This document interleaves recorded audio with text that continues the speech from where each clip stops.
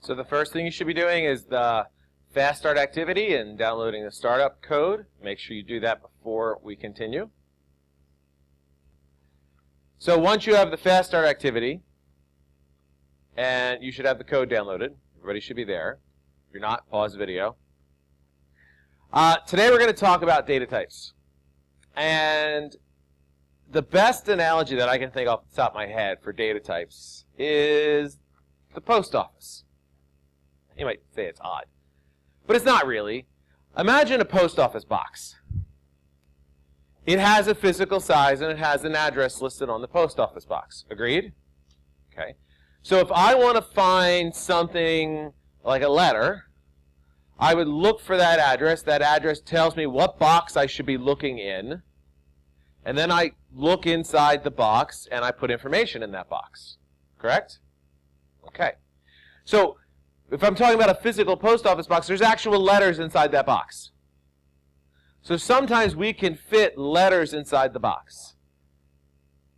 Sometimes we can't. Suppose I ordered something from, I don't know, Amazon.com. And I ordered a giant teddy bear. And it comes in a really big box. That really big box is not going to fit inside the little itty-bitty postage box, right? So what they do is, at least I hope they do, I don't have a post office box, but I imagine if you got a large package like that, and you had a postage box, they'd put a note in your box that told you where to go get the package. And it might be you now have to get the note and then go walk over to the counter and get the package from the person at the counter. So inside the box wasn't the actual package, but a message pointing to where you can get the package. That's essentially how data types work in Java. Sometimes we can just fit the data types right inside the box.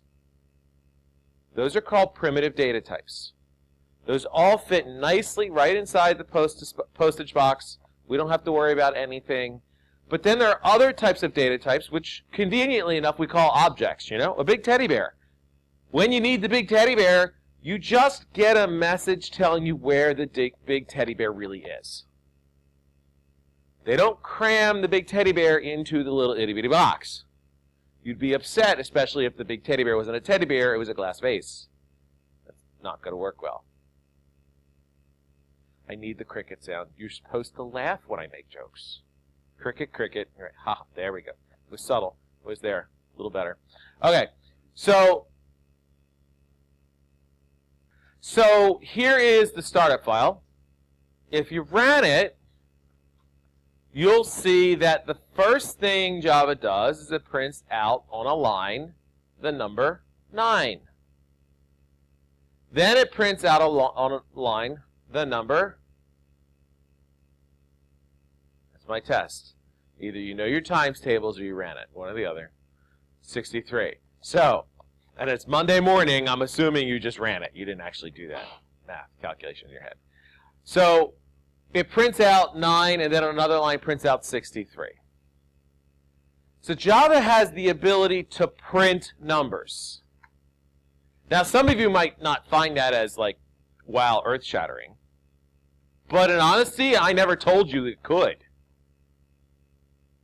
I never told you Java could print numbers. I didn't tell you that everything had to be printed as a string. You have the ability to print numbers. But I said all Java output and input is done as a string.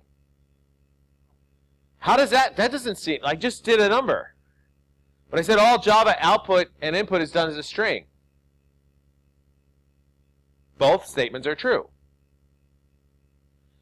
Java actually makes this a string before it prints it.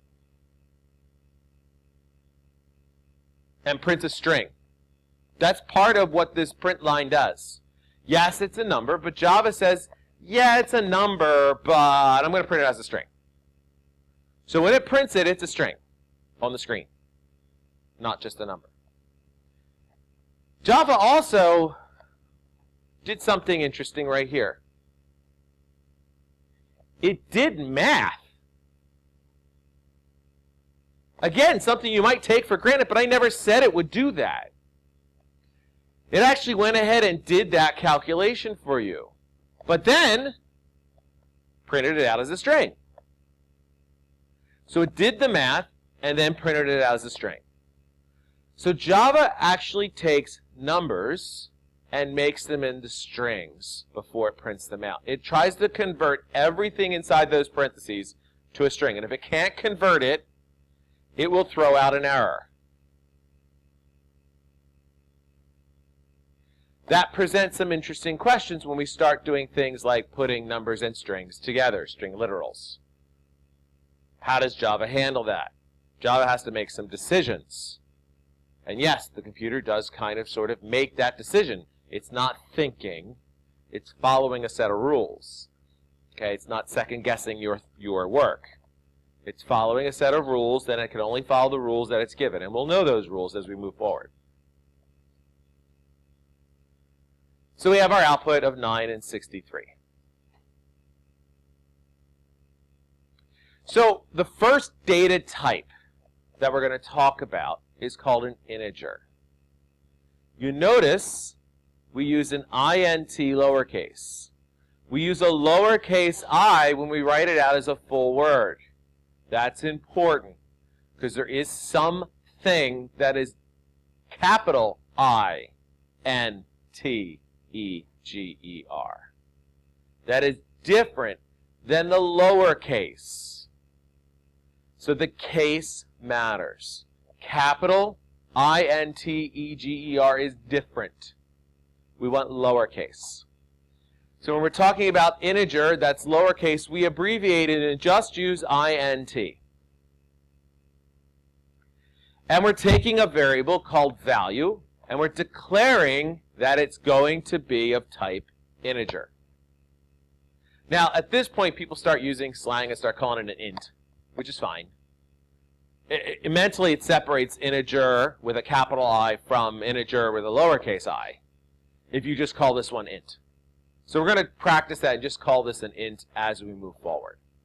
So the int value is assigned a 99.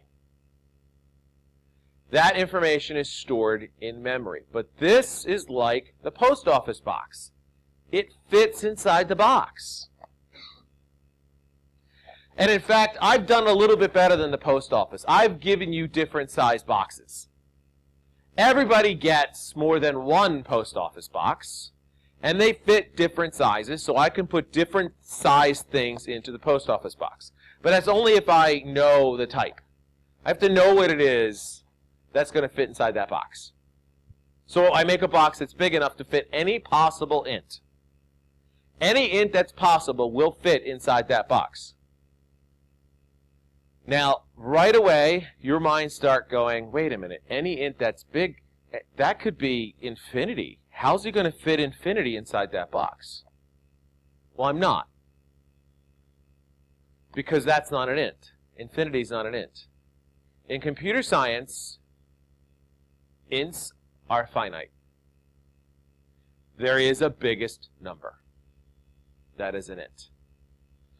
So in Java, biggest / smallest number you can have is 2 to the 32nd. Or on the other side, 2 to the 31st minus 1. So it's a 32-bit signed integer. 2 to the 31st on the positive side, on the negative side, and 2 to the 31st minus 1 on the negative side, and we use the extra bit for a sign, positive or negative. That's our 32nd bit. That's the biggest number Java can do as an int. After that, it doesn't fit in the box.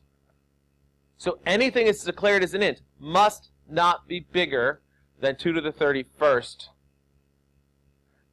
minus 1. If it's bigger than that, it doesn't fit in the box. That's actually a pretty big number, right? Anybody like throw 2 to the 31st in their calculator? Zach, you guys threw it in there? So you guys see. You feel free to throw that in your calculator. See how big of a number it is. I'm not going to make you read it out because that's, silly. But throw it in your calculator. See how big of a number it is. It's fairly big. It covers most of the daily circumstances. But if you're YouTube, that number's not big enough. See, what happened last year in 2015, I think it was either 2014 or 2015. I'm not sure when it was, before or after January. And YouTube had a video that clocked one like, I think it was, past the size of an integer. And the reason that was a problem was, when they wrote the code, they said the likes are going to be of the integer type. And it crashed YouTube. Crashed it. Because that's what happens when you're running a program is, if you go and cause an error like that, a runtime error, an error at runtime, the program dies. Now, they have pretty quick programmers, and they got in there really quick and changed int to something else so that it would fit.